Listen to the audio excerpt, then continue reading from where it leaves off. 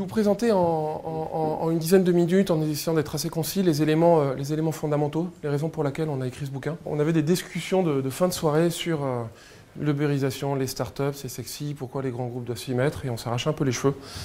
Et il y avait des chiffres qui revenaient tout le temps, notamment le FASCO, c'est Deloitte, je crois, qui compte, qui regarde quelles sont les entreprises qui vont le plus vite. Alors on a des chiffres délirants, il y a des boîtes qui font 7000% de croissance pendant 5 ans. Donc quand on part de zéro, c'est facile, mais au bout de 5 ans, quand même, il faut le tenir. Et ça a l'air de continuer pour certains d'entre eux. Donc on se demandait en fait s'il y avait une sauce, s'il y a quelque chose là-dedans de magique, une recette. Et on a commencé à se poser des questions. Donc on a commencé à lire un petit peu. Et on s'est rendu compte que Bain notamment avait fait une étude absolument gigantesque qui s'appelle Stallpoint, donc qui a été publiée de manière assez succincte. Ils ont juste traité un siècle de données de l'équivalent du CAC 40 américain. Ils ont regardé pourquoi les gens entraient, pourquoi les gens sortaient, quelles étaient les raisons pour lesquelles ils arrêtaient de croître, Stallpoint. Et ils se sont rendus compte qu'il n'y a que 13% de facteurs explicatifs qui sont incontrôlables. Donc ça, c'est un sujet qui nous a paru clé en disant, tiens, c'est marrant, il y a des boîtes qui se plantent, qui sortent du CAC 40 pour des trucs qu'elles auraient pu ou qu'elles auraient dû être en mesure d'apprendre et de gérer. Et à côté de ça, on a des boîtes qui cartonnent, qui vont très très vite. Est-ce que vraiment la sauce start-up est applicable au grand groupe? Est-ce qu'il y a quelque chose un peu de magique là-dedans? Donc on a été très basique, hein, on a fait une étude qualitative. Martin est parti à Pékin, je suis parti à Boston, on a interviewé des gens en Californie, on a interviewé des gens en Israël, là où ça va vite. On leur a demandé à chaque fois de manière systématique la même chose, d'où ils venaient, pourquoi, comment, quels étaient les critères, comment est-ce qu'ils justifiaient leur croissance, comment ils la vivaient. Donc on a parlé à des... C'est marrant dans les startups, on vous donne toujours le premier salarié ou le patron. Entre les deux, on parle à personne. Donc on a parlé soit des premiers salariés, soit des fondateurs, qui nous ont raconté ce qu'ils vivaient, qui l'ont raconté derrière le bullshit, en nous disant, vous ne le dites pas, hein, surtout, mais ça nous a donné le contexte quand même de cette croissance-là, qui n'est pas toujours super facile ni super saine, hein, disons-le, et qu'on essaie de partager, du coup, dans le bouquin. Ça, c'est la croissance idéale, c'est lié au CAGR, donc cette méthode de calcul de la croissance. On se rend compte rapidement qu'on a cette vision idéale de la croissance, même si elle n'est pas logarithmique, elle est exponentielle, on a toujours cette petite courbe idéale. La réalité derrière, elle est beaucoup plus hachée. On va voir ça tout de suite. Donc il y a des échelons et à chacune des étapes de la croissance, il se passe quelque chose. Oh là là, mon financement, oh là là, les RH, oh là là, voilà. À chaque fois en fait, il n'y a rien de très facile. Et globalement, ce qu'on a tiré de ça, c'était la croissance, c'est très violent, c'est très dur. Et ce qui a amené quelqu'un à un endroit ne l'amènera pas à l'étape d'après. Donc toutes les capacités que ces gens-là ont développées pour une des étapes, ils prennent un mur, ils en prennent un deuxième. Et c'est bien, ils ont développé une expertise en RH qui est étonnante, mais elle ne leur servira pas à grand-chose malheureusement pour la deuxième phase. Et chaque start-up a sa propre problématique, ses propres enjeux et ses propres moments.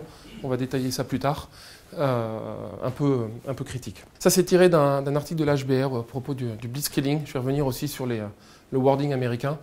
Globalement, c'est très à la louche, ça n'a aucune vocation scientifique. Mais l'auteur explique, c'est le fondateur de PayPal, il dit globalement, quand je passe d'une famille à une tribu, à un village, à une ville, à une nation, j'ai 6 étapes, 5-6 étapes qui sont super critiques, et où je prends un mur et je dois faire quelque chose à chacune de ces étapes-là. Donc c'est soit en fonction de la taille du marché, soit en fonction du nombre d'employés, soit en fonction du chiffre d'affaires, mais des cliquets, des moments douloureux où il faut faire péter les choses, il faut recommencer et réapprendre et réellement s'adapter à ce qui est en train de se passer. Donc on a une heuristique en fait, et ça c'est le premier élément qui est clé. On a dû mener une quarantaine d'entretiens auprès de gens qui font de la croissance rapide, donc des startups. On a interviewé des gens qui la financent, donc des fonds d'invest, la BPI, un peu tout le panorama. On a interviewé des gens qui l'accompagnent, WIV et d'autres boîtes de conseil. Et à chaque fois, ce truc-là est ressorti, la vision, les RH, la culture, les KPI et l'argent. Et ça, c'est une heuristique qui est très spécifique à chacune des boîtes de ces startups-là. D'un côté, le vrai sujet, c'est la RH. D'un autre côté, ça va être le financement, exclusivement le financement. Mais on retrouve ces éléments-là avec des pondérations très diverses en fonction de l'étape et de l'entreprise. Bon, je vais les dérouler un peu rapidement, mais avant ça, il y a un truc qui était vraiment quelque chose de très important pour nous, c'était d'arrêter avec le bullshit et de dire très concrètement, arrêtons de parler de lean startup, de tous ces trucs-là, qu'est-ce que je peux réellement, et si je dois appliquer aux legacy, aux grosses boîtes, est-ce qu'il y a réellement des choses derrière? Donc le premier truc, c'est qu'il y a rien de nouveau sous le soleil, globalement. Derrière les buzzwords autour du blitzscaling, growth hacking, etc., on retrouve du bon marketing intelligent qui est lié au contexte industriel actuel.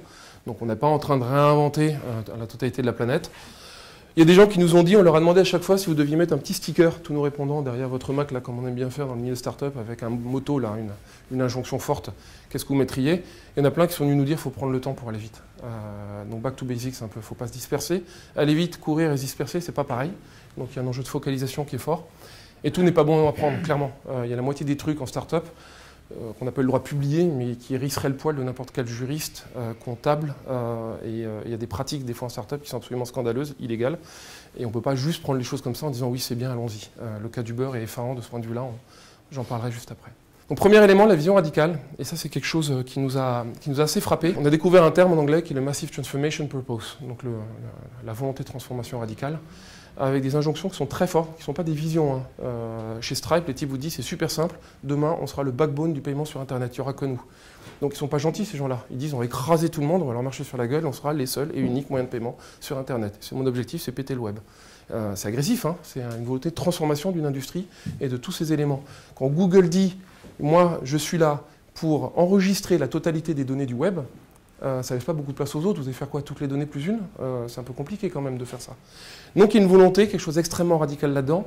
On a un chapitre qui s'appelle la 19e porte. Il y a plein de gens qui nous ont dit mais j'ai pris 18 portes. Ils n'ont pas dit tel quel, mais ils ont dit j'ai pris pendant 1 an et demi. Ma femme, mon appartement, je l'ai vendu, j'ai galéré comme un porc, j'en ai bavé. Et puis la 19e porte, c'est un peu ouvert, j'ai mis le pied dedans et j'ai poussé, et puis il s'est passé quelque chose. Donc c'est cette espèce de volonté de transformation, de croyance réelle, très très forte dans le bien fondé de ce qu'on va faire, et de pousser, de casser tout ce qu'on peut pour y arriver. Alors les RH, c'est un sujet qui nous a beaucoup, moi ce qui m'a profondément touché, parce qu'on a cette vision super gentille des startups. Et ce qui est intéressant là-dedans fondamentalement, c'est qu'en fait les legacy et les acteurs actuels font mieux le job que les startups. C'est-à-dire que je trouve qu'on est beaucoup mieux traité ici qu'on l'est dans n'importe quelle startup avec le même environnement. Et ça, c'est un sujet qui est important. On a des gens, on ne peut pas dire tous les noms, mais il y a des gens qui nous disent chez nous, le recrutement, c'est The Voice. Tu viens, on en met 50 dans une salle, ils codent tous au tableau blanc, on en prend un et on leur met une vapeur de malade. Et puis celui qui ne craque pas, c'est celui-là qu'on prend. C'est extrêmement brutal.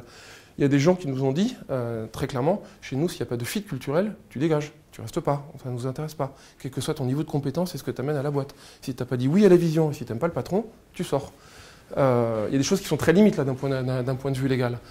Et ainsi de suite. Ce qui est important là-dedans, c'est qu'en fait, les RH, c'est un sujet clé. Quand on augmente, on sait gérer 5 personnes, 10 personnes, puis au bout d'un moment, quand ça grossit, on ne sait plus quoi faire. Et arrive alors le sujet, qui est un troisième sujet, qui est la culture. Qui est souvent, c'est marrant parce que les startups parlent de culture et vous disent, en fait, quand tu grossis, les finances, tu vas trouver de l'argent. La technique, tu vas trouver des gens, tu vas trouver des outils, tu vas trouver des développeurs. Tout ça, ça va. Le seul problème pour ne pas faire péter son organisation, c'est d'avoir une culture qui est la même et la préserver.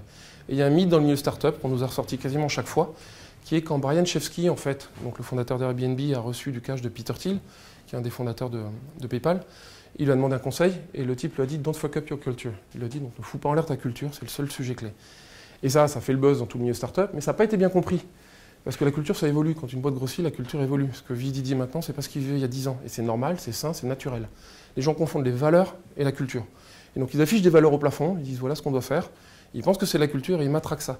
Chez Airbnb, ils ont cartographié l'expérience des usagers, c'est-à-dire de leurs salariés.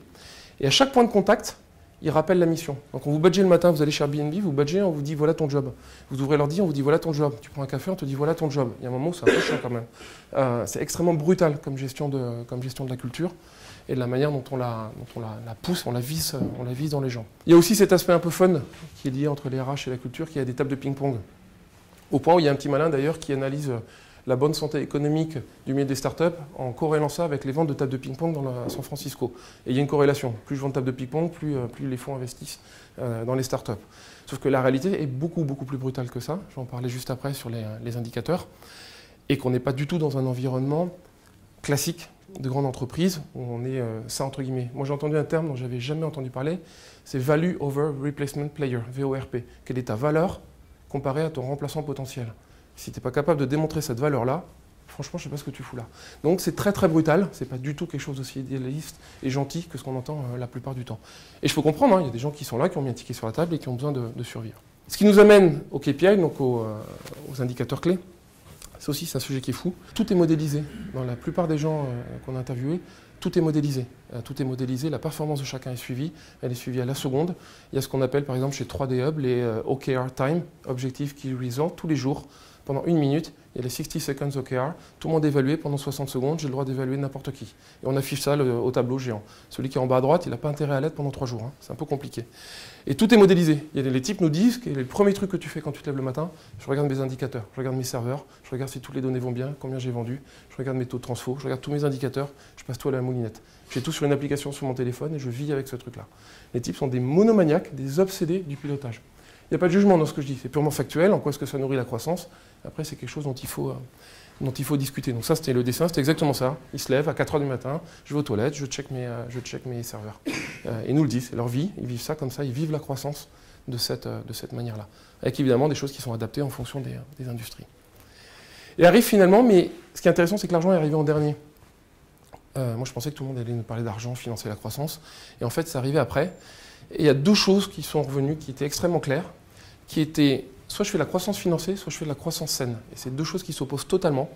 Et il y a un vrai sujet en ce moment sur la croissance financée qui est scandaleux, notamment avec Uber, et qui doit vraiment être pris avec beaucoup d'attention. Il y a des gens qui nous disent, le premier mois j'ai gagné de l'argent, et après j'ai scalé. Comprendre, à partir de là j'ai augmenté. Premier mois j'ai gagné de l'argent, et c'était mon objectif, j'avais un taux de profit, je l'ai préservé, et j'ai fait de la croissance. Il y en a d'autres qui nous disent, mais moi je suis en blitzscaling, je cours. Le blitzscaling, donc la référence à la Seconde Guerre mondiale et l'armée allemande est un peu douteuse, mais ça veut dire ce que ça veut dire. Je cours plus loin que ma ligne d'approvisionnement. Donc je me mets moi-même en danger. Dit autrement, Peter Thiel dit, on saute de la falaise, on construit l'avion pendant qu'on saute en fait, en espérant qu'au moment d'arriver en bord, on aura assemblé l'avion. Donc je brûle toutes les ressources que j'ai pour être premier, en espérant, et c'est là où les fondamentaux économiques sont un peu difficiles à gérer, que je vais créer suffisamment de barrières à l'entrée pour pouvoir closer le marché et l'essorer. Sauf que pour ça, il faut on verra ça plus tard, il faut qu'il y ait des effets de réseau, il faut qu'il y ait de réelles barrières à l'entrée.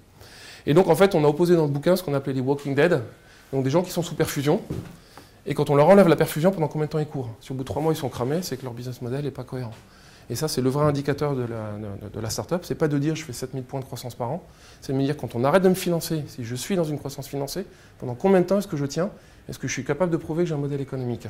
Et ça, c'est un sujet clé, parce qu'en brûlant du cash, ils appellent ça le COCA, Cost of Client Acquisition, en brûlant du cash, je peux acquérir des clients, tout le monde peut le faire. Groupe SEB peut le faire, je peux acquérir des clients n'importe où, si je pourris du marketing avec des fonds qui investissent. Ça peut marcher. La réalité économique derrière, c'est, une fois que je retire les fonds, est-ce que je suis viable ou pas?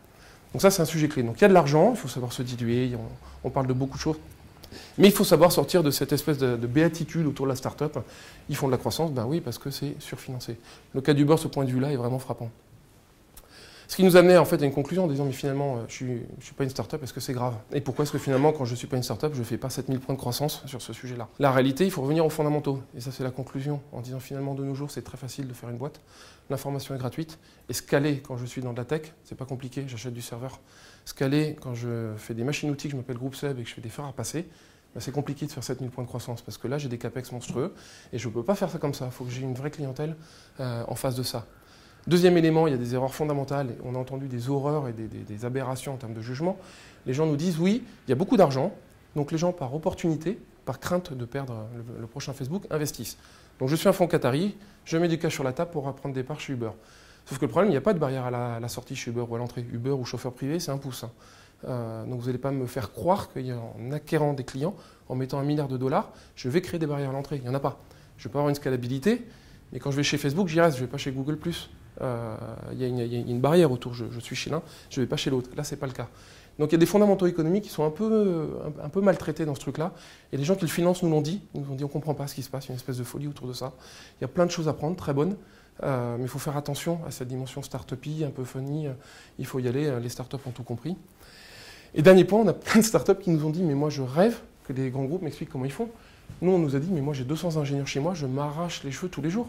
Les mecs, ils en ont 7000, ils gèrent ça parfaitement, et ça fait 40 ans qu'ils sont là. J'ai tout à apprendre d'eux. Et donc c'était marrant parce qu'à la fin, on avait souvent une inversion de la perspective qui était de dire, mais finalement, les grands groupes, ils ne sont pas si mauvais que ça, entre guillemets. Ils s'en sortent quand même plutôt pas mal.